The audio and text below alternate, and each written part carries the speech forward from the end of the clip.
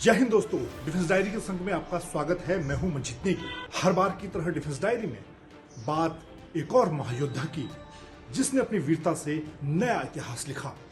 लेकिन उससे पहले डिफेंस डायरी में इस हफ्ते तीनों सेनाओं से जुड़ी कुछ बड़ी महत्वपूर्ण खबरों की बात कर लेते हैं। रूस यूक्रेन युद्ध के बीच भारतीय सेना को नया सेना प्रमुख मिलने जा रहा है।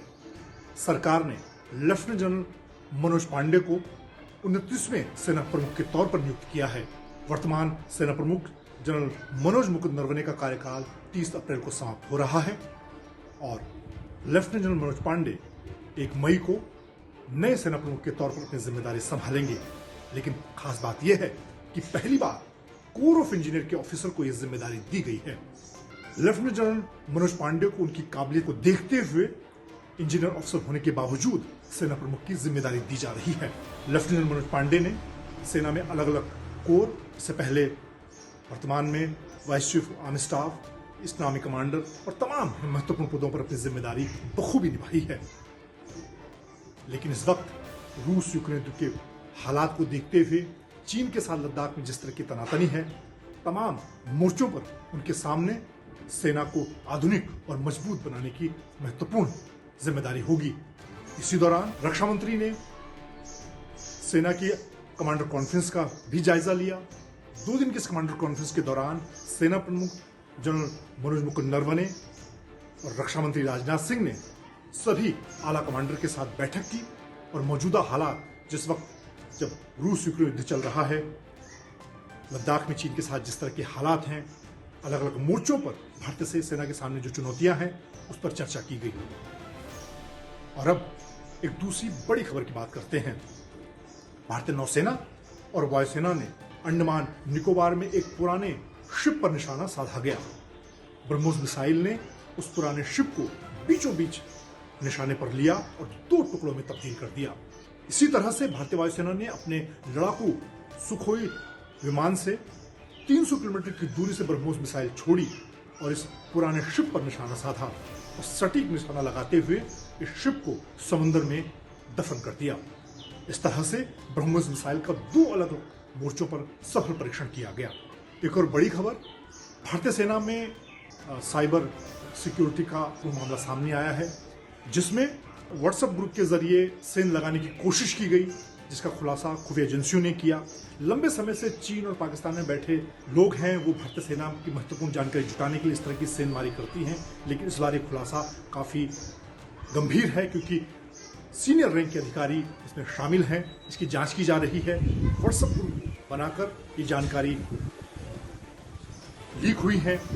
हालांकि मामला संवेदनशील होने के कारण ज्यादा जानकारी नहीं दी जा रही है, लेकिन काफी बड़ा खुलासा इसे बताया जा रहा है। और इस मामले में भारतीय खुफिया एजेंसियों और सेना ने साफ किया है कि इस मामले की गंभीरता से जांच की जाएगी। डिफेंस डायरी में अब बात मेजर दिनेश रघुरमन की, जिन्हें उनकी वीरता के लिए शांतिकाल का सर्वोच्च सम्मान अशोक चक्र दिया गया। मेजर दिनेश रघुरमन का जन्म 1978 में हुआ और दिल्ली के सेंट्रल स्कूल में उन्होंने अपनी पढ़ाई की। उसके बाद वो एनडीए में शामिल हुए। एनडीए से पास आउट होने के बाद उन्हें जाट रेजिमेंट में नियुक्ति मिली और अपने छोटे से कार्यकाल के दौरान मेजर दिनेश रघुरमन ने लगातार अपनी काबिलियत को साबित किया। ऑपरेशन पराक्रम के दौरान उनके काम को देखते हुए उन्हें आर्मी चीफ कमेंडेशन दिया गया और उसके बाद साल 2006 में राष्ट्रीय राइफल में उनकी नियुक्ति हुई कश्मीर में। उसके बाद अब बात उस ऑपरेशन की जिसमें मेजर दिनेश रघुरमन ने वीरता का अपना परचम लहराया। ये बात 2 अक्टूबर 2007 की है, जब मेजर दिनेश रघुरमन को एक खास ऑपरेशन की जिम्मेदारी दी गई। बारामूला के एक गांव में छिपे 3 खूंखार आतंकियों की खुफिया सूचना सेना के पास थी, जो पाकिस्तान के कब्जे वाले कश्मीर से घुसपैठ करके बारामूला के इस इलाके में काफी समय से आम लोगों को निशाना बना रहे थे, सेना को निशाना बना रहे थे। इनको पकड़ने की जिम्मेदारी मेजर दिनेश रघुरमन को दी गई। मेजर दिनेश रघुरमन ने अपनी टीम का नेतृत्व करते हुए इस ऑपरेशन पर वो आगे बढ़े। सुबह करीब 8 बजे उन्होंने ये ऑपरेशन शुरू किया। पूरे इलाके की घेराबंदी की गई धीरे धीरे टीम आगे बढ़ रही थी। कुछ देर बाद, करीब आधे घंटे के बाद, अचानक मेजर दिनेश रघुरमन को अपने एक साथी के चिल्लाने की आवाज आई।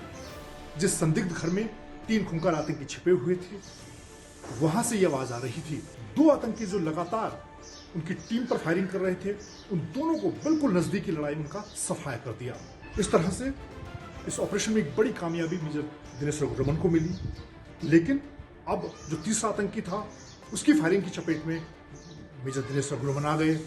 वो घायल हो गए, लेकिन उसके बावजूद उन्होंने पीछे हटने से इनकार कर दिया। अपनी टीम की घेराबंदी को लगातार मजबूत कर रहे थे और उनका मकसद था कि जब तक बाकी बचे आतंकियों का सफाया नहीं हो जाता, वो वहां से पीछे नहीं हटेंगे। और इसी कड़ी में लगातार वो मोर्चाबंदी को मजबूत करते रहे। उनकी टीम ने पूरे इलाके को घेर रखा था। धीरे धीरे उनके बाकी साथी इस संदिग्ध घर के बिल्कुल नजदीक पहुंच गए और जो तीसरा आतंकी लगातार AK-47 राइफल से फायरिंग कर रहा था, हैंड ग्रेनेड टीम की तरफ फेंक रहा था, उसका खात्मा जरूरी था। ऐसे में मेजर दिनेश रघुरमन अपनी टीम को लगातार आगे बढ़ने का निर्देश देते रहे। घायल होने के बावजूद लगातार उनके शरीर से रक्त बह रहा था और उनकी इस टीम भावना से उनकी पूरी टीम का जोश लगातार कायम था। और आखिरकार उनकी बाकी टीम ने नजदीक पहुंचकर इस तीसरे खूंखार आतंकी का सफाया कर दिया। बुरी तरह से घायल होने के बाद मेजर दिनेश रघुरमन को आर्मी हॉस्पिटल पहुंचाया गया, जहां पर पहुंचकर उन्होंने अंतिम सांस ली। और इस तरह से इस बड़े ऑपरेशन में टीम नेतृत्व करते हुए उन्होंने अपना सर्वोच्च बलिदान दिया।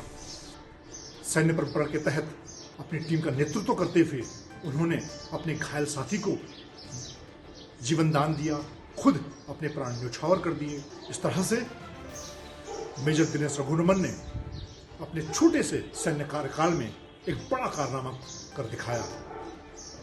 डिफेंस डायरी में हम लगातार आपको ऐसे शूरवीरों की कहानी सुना रहे हैं जिन्होंने देश में सरहद के अलग अलग मोर्चों पर अपनी वीरता की नई कहानी लिखी। डिफेंस डायरी में आज के लिए इतना ही। अगले अंक में बात एक और ऐसे ही महायोद्धा की। जय हिंद।